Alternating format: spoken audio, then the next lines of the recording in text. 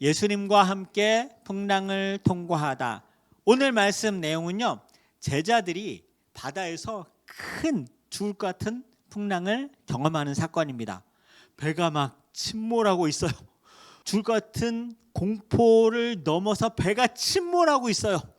저도 배를 타고 가다 이런 비슷한 경험한 적이 있습니다. 한 15년 전쯤 필리핀 단기 선교를 청년들과 함께 작은 섬으로 이동하고 있는 가운데 건너가고 있는데, 사진 한번 보여주시겠어요? 저런 배요. 저런 배. 폭풍이 몰아치는 겁니다. 여러분 스콜이라고 아시죠? 햇빛이 쨍쨍했거든요. 갑자기 순식간에 엄청난 먹구름이 오더니 폭우와 바람이 부는데요, 생애 처음으로 바다에 빠져 죽는 것 같은 공포를 경험했어요. 저는 앞에 탔거든요. 이제 리더기 때문에. 근데 선장님이 앞에 있잖아요. 배 앞머리가 들어갈 때는 바닷속에 푹 들어갔다가 나올 때는 파도를 타고 번쩍 하늘이 보이는 거예요. 그런 공포, 정말 죽을 것 같은 그런 배 침몰의 공포를 저도 경험을 했었죠. 여러분은 인생에 있어서 감당하기 힘든 깊은 폭풍, 절망, 그리고 심지어 오늘 같은 죽을 것 같은 공포를 경험해 본 적 있습니까? 저도 최근 한 10여 년간 이러한 절망, 공포, 이런 바다에 빠질 것 같은 풍랑을 통과하지 않았나 하는 생각이 듭니다. 아시다시피 결혼 후에요, 내 아이 아내 뱃속에서 하늘나라로 보냈던 일, 그건 뭐 절대 잊을 수 없는 큰 충격 사건이었죠.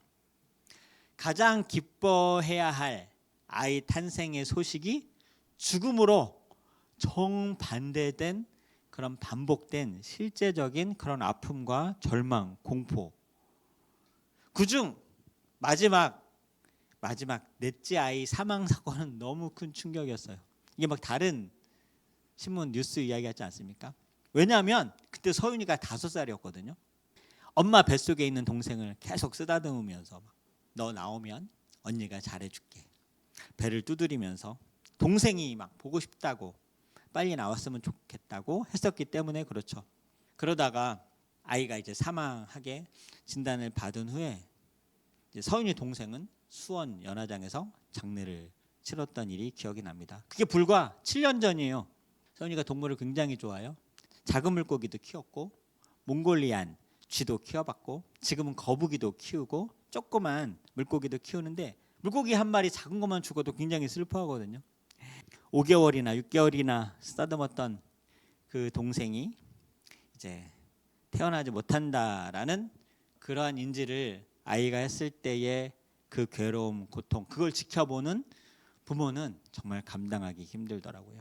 조근조근 설명을 해도 서윤이가 받은 충격을 막을 수는 없었습니다. 게다가 얼마 전 이현 사모의 암 발병, 충격적인 3번의 이 절개 수술, 방사선 치료, 아직도 완치 판정을 받은 건 아닌 거 아시죠? 이렇게 저희 가정에도 간증할 만한 이런 죽음의 풍랑, 공포가 찾아왔었습니다. 오늘 사건 본문에도 예수님의 제자들이 배를 타고 가다 이건 진짜 죽는 폭풍이다, 이건 진짜 죽는 공포다라는 이러한 어려움을 경험을 하죠. 오늘 이 시간에 저와 여러분 말씀 속으로 들어가서 나도 한 명의 그 공포스러운 침몰하기 직전에 배에 탄 제자가 되어서 공포의 현장으로 잠깐 들어가 봅시다. 그렇지만 그 공포의 현장, 죽을 것 같은 풍랑에서도 여전히 우리와 함께 계시는 예수님을 만나시기를 주의 이름으로 축원드립니다. 오늘 말씀 보면서 저는 예수님께 몇 가지 의아한 것이 있었고요, 그것이 이해가 되고 깨달아졌을 때 정말 손뼉을 쳤습니다. 이 말씀이 얼마나 우리에게 큰 은혜인지 묵상하면서 예수님께서 깨닫게 해주신 너무나 기쁜 은혜와 감격이 있었어요. 이 풍랑치는 바다를 통과하는데 바다 건너편으로 가자라고 말씀하신 분이 바로 예수님이셨거든요. 우리 35, 36, 37절 한꺼번에 우리 세 구절 읽도록 하겠습니다. 다 함께 시작. 그날 저물 때 제자들에게 이르시되 우리가 저편으로 건너가자 하시니 그들이 무리를 떠나 예수를 배에 계신 그대로 모시고 가매 다른 배들도 함께 하더니 큰 광풍이 일어나며 물결이 배에 부딪혀 들어와 배에 가득하게 되었더라. 예. 날이 저물었을 때 예수님이 저편으로 가자. 제자들은 순종해서 예수님 배에 그대로 모시고 다른 배들도 배가 하나가 아니었어요. 다 함께 가고 있는데 큰 광풍이 일어나 물결이 배에 부딪혀 배에 이미 물이 들어와서 침몰하게 되는 죽음의 공포의 바로 그 극한 현장. 이걸 예수님이 시작하셨다는 거예요. 이 바다를 건너자. 한마디로 예수님과 동행하는 제자들뿐만이 아니라 저와 여러분도 죽음의 공포를 느낄 만큼 감당하기 어려운 광풍을 우리 예수 믿는 저와 여러분도 이룰 수 있다는 것이죠. 한마디로 오늘 이 풍랑치는 바다를 통과하는 일은 마치 이런 거와 같지 않습니까? 무엇이 연상이 되세요? 죽음의 땅, 이 사막, 광야를 건너 적과 꿀이 흐르는 가나안 땅으로 향하는 출애굽기. 내 백성을 인도하여 내가 약속한 가나안 땅으로 내 백성을 인도하라 모세에게 명하신 아버지 하나님의 명령과 너무나 동일하지 않습니까? 그러니까 오늘 이 풍랑 사건은요, 출애굽기의 바다 버전이에요. 출애굽기의 바다 버전. 예수님이 이 바다를 건너 그 다음 육지로 가자. 그리고 출애굽기 어떤 장면과 특별히 오버랩 되시니까 물, 바다, 홍해 사건, 그렇죠? 홍해 바닷속을 통과하는 이스라엘 백성이 떠오르죠. 그러니까 예수님 믿고 사는 우리들, 저와 여러분에게도 가정의 풍랑이 있었어요. 재정의 풍랑이 있었어요. 사업의 풍랑, 질병의 고통, 사랑하는 사람의 아픔과 또한 죽음, 우리의 삶의 인생에 절망적인 사건이 발생할 수 있다는 것입니다. 왜 그럴까요? 왜? 예수님과 동행하면서 살아갈 때 왜 우리는 가정의, 재정의, 사업과 질병과 사랑하는 사람의 아픔 그리고 죽음을 경험하는 이런 고통과 절망과 죽음의 공포를 경험하게 될까요? 예수님과 동행하면서도 그 이유는 이 땅이, 이 바다는 우리가 머물 오아시스, 새 예루살렘 가나안 땅이 아니라 통과해야 되는 그런 이 땅이 본향이 아닌 과정이라는 것이죠. 그렇기 때문에 이 땅이 본향이 아니에요. 이 바다가 우리의 목적지가 아니에요. 이거는 잘 건너가는 거예요. 이 광야를 건너가는 거고 이 바다를 헤쳐가야 되기 때문에 주님께서 함께 우리와 동행하시는 것이죠. 동행하시면서 우리가 가지고 있는 가정의 문제, 재정의 문제, 질병의 문제, 사업의 문제, 여러 인간관계의 문제, 아픔과 내면의 여러 가지 폭풍과 절망 가운데 주님이 오히려 이 광야, 이 폭풍 가운데 우리와 함께 하여 주시는 이 은혜가 저희들에게 큰 놀라운 위로가 될 줄 믿습니다. 이게 첫 번째 이해가 안 가는 거였어요. 예수님이 가라고 명하셨거든요. 왜냐하면 이 바다가 목적이 아니라 이 바다를 너희들이 나와 함께 통과해야 된다. 나 없이는 통과할 수 없다. 이 광야는 통과하는 것이지 주저앉는 것이 아니다라는 것을 깨닫게 하여 주셨어요. 두 번째 이해가 안 되는 장면은요, 이런 상황에 예수님이 왜 주무시고 계셨을까라는 것이었어요. 38절 읽도록 하겠습니다. 38절 시작. 예수께서는 고물에서 베개를 베고 주무시더니 제자들이 깨우며 이르되 선생님이여 우리가 죽게 된 것을 돌보지 아니하시나이까 하니, 아니 주님이 통과하라고, 아버지 하나님이 광야 통과하라고 예수님이 이 풍랑 건너서 건너편으로 가자고 하셨으면서 어떻게 가만히 계시고 주무실 수가 있을까? 자, 이 다음에 설명하도록 하고, 정말 이거 이해 안 가죠, 그렇죠? 세 번째 예수님께서 풍랑을 잔잠케 하세요. 결국은 그런 다음에 제자들 보고 믿음 없다고 막 질책을 하세요. 아니 우리가 가자고 했습니까? 예수님이 가자고 했어요. 가자고 했더니 풍랑이 일어났어요. 풍랑이 일어나고 계신데 주무시고 계셔. 왜 우리를 풍랑에까지 밀어넣으시면서 주무시고 계셨는가 막 소리를 지르니까 왜 믿음이 없냐고. 아니 우리가 세 번째, 세 가지 중에 잘못한 게 우리가 뭐가 있어요? 39절, 40절, 41절 함께 읽도록 하겠습니다. 시작.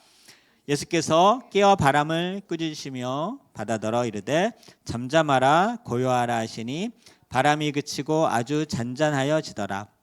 이에 제자들에게 이르시되 어찌하여 이렇게 무서워하느냐, 너희가 어찌 믿음이 없느냐 하시니 그들이 심히 두려워하여 서로 말하되 그가 누구이기에 바람과 바다도 순종하는가 하였더라. 같은 사건 마태복음에서는요, 이들이 소리를 지르고 왜 주무시고 계십니까? 라고 소리치니까 예수님이 깨어 제자들에게 이 믿음이 작은 자들아 라고 그렇게 막 질책을 하세요. 지금 큰 풍랑이 일어서 배에 막 물이 차서 모두 죽게 되었는데 예수님은 그런 상황에도 주무시고 계시더니 소리쳐 깨어 일어나셔서 하시는 말씀이 제자들에게 믿음이 없다 질책하시는 거, 이건 좀 억울하지 않습니까? 첫 번째 억울함, 예수님이 가자고 했어요. 두 번째 억울함, 갔더니 풍랑이 있어요. 세 번째 억울함, 총 4가지네요. 세 번째 억울함, 예수님은 근데 왜 주무시고 있어요? 그래서 살려달라고 했더니 왜 믿음이 없냐고 질책한 4가지. 예수님 믿고 살아갈 때 제가 설명해 드리겠습니다. 예수님 믿고 살아갈 때 심지어 예수님과 함께 동행하는 길이 성경은 꽃길이라고 합니까? 사망의 음침한 길이라고 합니까? 꽃길이라고 합니까? 십자가의 길이라고 합니까? 넓은 문이라고 합니까? 좁은 문이라고 합니까? 좁은 문이죠. 그래서 우리의 인생길은, 예수님과 동행하는 길은 좁은 문 좁은 길이라 그랬어요. 왜? 통과하는 길이니까. 좁은 곳, 광야, 좋은 곳이 아니에요. 풍랑, 평안한 곳이 아니에요. 좁은 문, 협착하고 좁은 길. 그래서 시편 23편은 어떻게 묘사했는가? 사망의 음침한 골짜기를 통과한다고 기록하고 있습니다. 우리 주님과 함께 푸른 풀밭, 쉴만한 물가도 우리가 거닐 때가 있지만 우는 사자처럼 우리를 두루 삼켜 쓰러뜨리고 넘어뜨릴 악한마귀 사단은 사망의 음침한 골짜기를 통과할 때 가만히 있지 않는다는 것이죠. 예수님과 동행하며 살아갈 때 풍랑으로 우리를 집어삼킬 사망의 음침한 골짜기, 우는 사자, 광야를 통과할 때 덥고 춥고 배고프고 그리고 모든 들짐승과 전갈에 물려 우리를 우는 사자처럼 두루 삼킬 이 척박한 사막 광야의 땅, 목마르고 줄이고 괴롭고 피곤한 이 삶 가운데 하나님이 함께 계시고 이 풍랑 가운데 주님이 함께 계시다는 것이죠. 왜요? 이 바다는 건너가야 될 바다이기 때문에.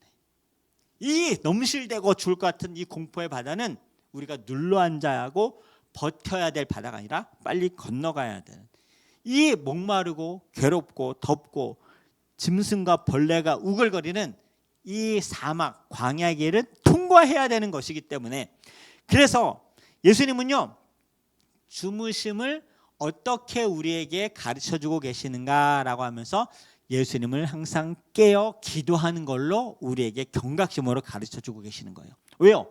예수님은 진짜 주무시는 것이 아니라 예수님을 항상 주무시게 우리가 방치하고 있거든요. 깨어 항상 예수의 이름으로 구하면 모든 것을 시행하리라 하시면서 예수님이 가슴을 치면서 우리에게 항상 권면하고 계시는 것 아닙니까? 그래서 우리의 이 세상의 모든 인간은 이런 고난과 풍랑을 다 경험합니다. 믿는 사람이건 믿지 않는 사람이건, 맞지 않습니까? 그런데 세상 사람들과 완전히 확연한 유일한 그런 놀라운 다른 큰 차이점은 그 풍랑과 사망의 음침한 골짜기에 세상 사람들과 다른 건 예수님이 항상 우리와 함께 계심을 믿으시길 주의 이름으로 축복합니다. 그래서 죽을 것 같은 공포 가운데 정말 죽어버릴 그런 세상 사람들이 있는가 하면 우리에게는 생명수로, 우리는 잔잔하게 하시는 예수님, 우리의 구원과 생명과 우리를 독수리에 날개치면 날아오르게 하시고 우리의 눈물을 닦아주시고 반대편 건너에 새 예루살렘으로 우리를 최후 승리를 얻게 하실 그 예수님이 저와 여러분 지금도 우리와 함께 계시고 여러분의 가정에 함께 계심을 믿으시길 주의 이름으로 축원드립니다. 그러니까 주무시고 계시는 예수님은 우리가 만드는 거예요. 그러니까 항상 깨어 주님께 기도하며 깨어 나아갑니다라고 우리에게 가르쳐 주시는 것이고요. 그리고 또 예수님의 주무심은 무엇을 의미하는가? 우리의 삶에 고난과 풍랑은 믿는 사람이건 우리든 동일하게 있는데 주무시지 않고 우리가 그분을 깨워 이 풍랑을 잔잔케 하시고 사망의 음침한 골짜기로 다닐 때 주님께서 주의 지팡이와 막대기로 우리를 막아주시고 모든 대적을 무찔러 주시는 그 좋으신 분을 항상 동행하며 깨어 기도하고 간구하여서 풍랑은 잔잔케, 그리고 사망의 음침한 골짜기는 주의 지팡이와 막대기로 주님께서 승리하시도록 기도해야 될 줄 믿으시길 주의 이름으로 축원드립니다. 가만히 있으면 세상 사람들과 별반 다를 게 없는 거예요. 지식으로 하나님을 믿는 것이 아니고 우리가 학습하여서 신앙생활을 하는 것이 아니기 때문에 그렇죠. 그래서 예수님이 나와 함께 하지 않는다고 하는 건 기도하지 않는 사람이에요. 두려워하는 마음은 기도하지 않는 마음이에요. 왜요? 예수님이 함께 계시면 풍랑이 잔잔케 되고 주의 지팡이와 막대기로 우리를 보호하실 텐데 그분을 깨어 이기게 하실, 잔잔케 하실 그분을 방치하고 주무시게 내버려 두는 이런 믿음 없는 것. 그 제자들은 결국 죽게 되었을 때에서야 벌벌 떨며 예수님을 찾아 주여 우리가 죽게 되었나이다 소리치니까 이 어리석은 믿음에 없는 이 제자들아 라고 왜 주님께서 야단하셨는가. 죽을 때 다 되고 물 다 들어와 가지고 거의 망하기 직전에 얼마나 어리석어요. 항상 우리와 함께 계셨는데. 평상시 기도를 쌓는 저와 여러분 되기를 축복합니다. 예수님은 이런 제자들의 간구를 들으시고 두려워 떠는 제자들을 구원하십니다. 야단을 치십니다. 어찌하여 무서워했느냐? 믿음이 없느냐? 여러분 보세요. 무서움과 믿음 없음은 동일한 의미라는 거예요. 무서움과 믿음 없음은 동일. 왜 무서워했을까요? 예수님이 계신데 예수님이 나의 하나님, 나의 구주, 날 지키시고 보호하시고 풍랑을 잔잔케 하시고 당연히 주님이 가자고 하셨으면 책임지실 것이 믿어지지 않기 때문에 무서워하는 거 아닙니까? 파도만 보이는 거예요. 이 바다 휘몰아치는 물만 보이는 거예요. 주님은 안 보이는 거예요. 다 죽게 돼서야 주님이 보였다는 것. 그러니까 믿음이 없으니까 두려워하는 것이죠. 주님이 함께 하시는데도 주님이 나의 구주 하나님이 되시는 믿음이 없기 때문에 두려워하는 것 아니겠습니까? 예수님을 신뢰하지 못하기 때문에 우리를 삼키는 죽음의 파도만 너무 강력하게 보이는 것이죠. 자, 그러면 여기서 마지막 예수님은 왜 제자들이 믿음이 없었다고 야단을 치셨을까요? 힌트가 있습니다. 힌트. 예수님이 지난주 말씀 생각하시면 돼요. 이거 전이거든요. 제자들에게 믿음 없다 야단 치신 적이 있었어요. 바로 지난주 말씀입니다. 어떤 사건이죠? 한 아버지, 귀신 들린 아들을 데리고 온 아버지 예수님께 이렇게 호소합니다. 예수님, 당신의 제자들은 아무런 능력이 나타나지 않더이다 하면서 다 고치신 후에 제자들이 왜 우리에게는 이런 일이 생기지 않았습니까? 하면서 너희들이 믿음이 없다. 이 믿음 없고 패역한 세대와 예수님이 아주 심하게 야단치신 다음에 기도 외에는 이런 이유가 있을 수 없다. 그 전에 제자들을 2명씩 파송해서 예수님 우리가 승리하고 왔습니다. 정말 귀신이 하늘에서 땅에 떨어지는 것 주님이 보시지 않았습니까? 예수님 그러셨거든요. 내가 귀신이 땅에 떨어지는 것을 봤다. 우리 때문에 우리가 복음을 전하니까 그들이 복음을 듣고 귀신들도 우리에게 항복하더이다. 내가 그거 봤다 그랬거든요. 그땐 연약하고 힘이 없으니까 주님만 의지하는 그런 기도하는 제자들이었는데 해보았던 믿음의 경력만 믿고 신들린 아이를 데리고 온 아버지가 왔을 때 아무런 능력이 나타나지 않으니까 야단치는 게 딱 그거였어요. 기도 외에는. 기도 안 했다는 거예요. 예수님도 이 제자들 믿음 없다 야단치신 이유 기도와 관련된 게 분명합니다. 2가지 이유. 풍랑 칠 때 자기들의 힘으로 극복하려 했습니다. 언제까지 예수님 방치했죠? 배에 물이 다 들어차서 정말 거의 죽기 될 때까지 예수님을 그냥 주무시게 방치했어요. 기도하지 않았다는 것, 주님을 깨우지 않았다는 것, 첫 번째 이유고요. 그리고 한 배를 탔으면서도 예수님이 주무시는데 아무도 깨울 생각을 하지 않았다는 것이죠. 또 다른 건 이따 얘기하고, 그래서 우리는 잠언 3장 6절 말씀을 기억해야 됩니다. 자, 잠언 3장 6절 함께 우리가 선포합니다. 시작. 너는 범사에 그를 인정하라. 그리하면 내 길을 지도하시리라. 자, 주님이 가자고 하셔요. 자, 내가 너를 승리의 길, 생명의 길, 새 예루살렘, 가나안 땅. 예수님, 자, 이 풍랑치는 바다 건너편으로 가자. 주님이 인도하세요. 그런데 어떨 때 범사의 주님을 인정할 때 주님께서 풍랑 가운데도 인도하시고 사망의 음침한 골짜기에서도 인도하시고 광야, 거친 이 목마르고 줄이고 덥고 추운 이런 사막의 땅에서도 주님을 항상 인정하면 주님이 어떠한 사망의 음침한 골짜기든지 생명의 길, 승리의 길, 가나안 땅, 그리고 이 풍랑의 반대편 안전한 반석이 있는 육지로 우리를 지도하시리라. 잠언 3장 6절 말씀이고요. 그리고 왜 우리가 항상 기도해야 되는가? 데살로니가 전서 5장 16, 17, 18절 함께 선포합니다. 시작. 항상 기뻐하라. 쉬지 말고 기도하라. 범사에 감사하라. 이것이 그리스도 예수 안에서 너희를 향하신 하나님의 뜻은 감사해야 되고 항상 기뻐해야 되는데 그 가운데 무엇이죠? 항상 기도하라. 기도하면 하나님이 우리의 길을 인도하시고 지도하시기 때문에 풍랑이 쳐도 통과할 수 있습니다. 두려워하지 않고 사망의 음침한 골짜기도 주님께서 주의 지팡이와 막대기로 이기할 줄 믿습니다. 그러니까 기쁘죠. 그러니까 감사의 고백이 터져나올 수밖에 없지 않습니까? 그러니까 오늘 말씀의 핵심은 예수님은 항상 우리와 함께 계세요. 그런데 너희가 지금까지 내 이름으로 아무것도 구하지 아니하여서 너희가 믿음이 없으니까 기도하지 않고 그러니까 풍랑만 보고 두려워하는 것 아니냐? 질책하고 야단마저도 싸죠.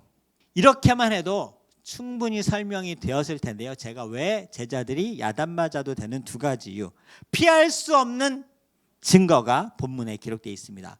오늘 이 풍랑 맞은 이 제자들 사건 바로 직전에 예수님이 아주 강력한 기도에 대한 강조하신 말씀을 하신 후에 자, 그러니까 이제 잘 배웠지? 실습한다. 이제 우리 건너편으로 가자 말씀하신 거거든요.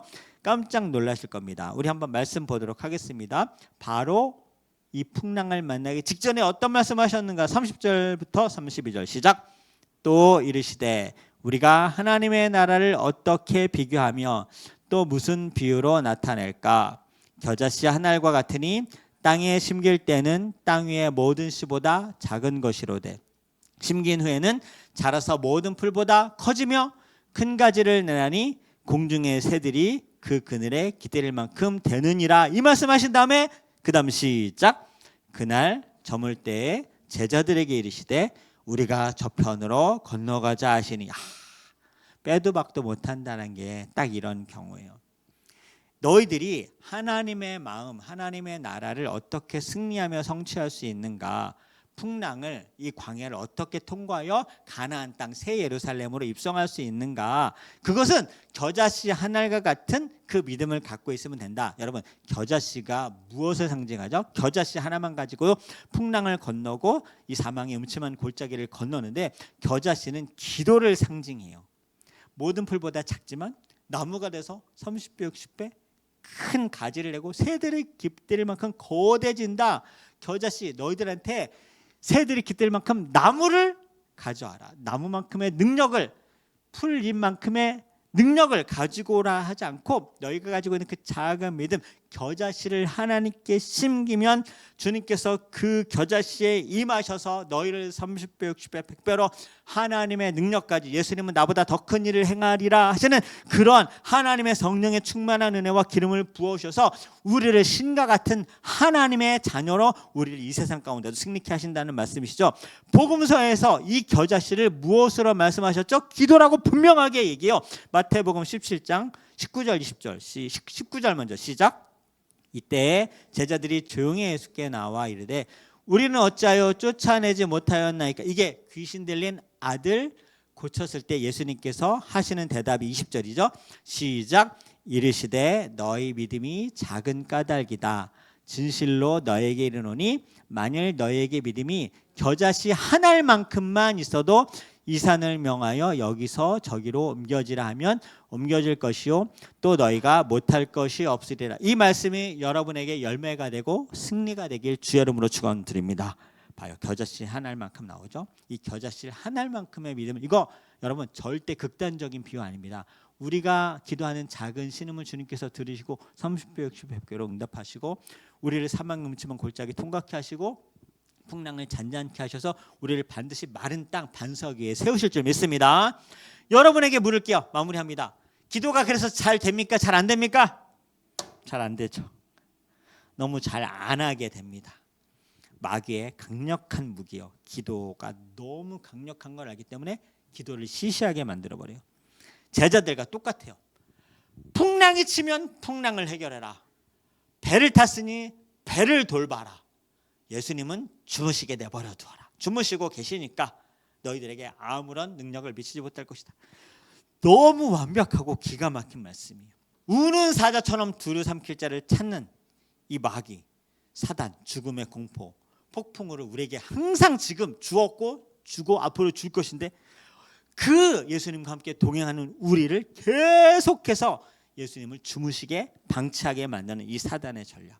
하나님께서 너희들 절대 기도 놓치면 안 된다. 이 기도만 붙잡고 있으면 염려하지 말고 오직 기도와 간구로 구할 것을 감사함을 하나님께 아뢰라. 그래야면 하나님이 책임지실 것이다. 모든 지각에 뛰어난 하나님께서 너에게 평강을 주실 것이다. 폭풍을 통과하는데 평강하게 해주신다는 거예요.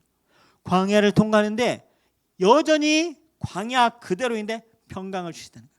그리고 우리의 마음과 생각을 무엇이라 그랬죠? 하나님의 나라로 우리를 완전히 사로잡아 우리를 통치하시고 붙들어 주시고 우리 가운데 임재하시는 하나님의 능력이 저와 여러분에게 있을 줄 믿습니다. 풍랑이 발생하는 것은 막을 수가 없어요. 우리는 지금 이 땅에 죄악된 원죄를 가진 유한한 삶을 살고 있기 때문에 풍랑도 만나고 광야도 건널 수 있어요. 그것은 풍랑이 발생하는 것은 우리 잘못이 아니지만 풍랑 가운데 잠잠케 하시는 예수님을 깨어 기도하지 않는 건 우리 책임입니다. 다시 한번 오늘부터 기도를 쌓는 저와 여러분 되기를 축복합니다. 다시 기도 제목을 정리할 거예요. 가을에 기도하기 좋은 계절. 너무 선선해요. 이런 때 덥고 습했을 때는 오기조차 힘들었다는 핑계, 오케이, 그건 인정해 드리겠습니다. 이제는 핑계할 수 없어요. 기도하기 좋은 계절, 예배하기 좋은 계절, 복음 전하기 좋은 계절이 왔습니다. 여러분이 미약해요. 우리가 겨자씨 같고 우리의 기도조차도 겨자씨 같지만 예수의 이름으로 나아갈 때 30배, 60배, 100배로 하나님께서 갚아주실 줄 믿습니다. 결실의 계절 가을, 우리 서울에 있는 모든 성도들 기도의 씨앗을 심음으로 사망의 음침한 골짜기를 하나님께서 지팡이와 막대기로 승리케 하시는 축복을 얻으시길 축복드립니다. 이 폭풍치는 바다를 통과하여 마른 땅 새 예루살렘 가나안 땅으로 여러분 우리 모두 낙오되지 않고 승리하는 저와 여러분 되시길 주의 이름으로 축원드립니다.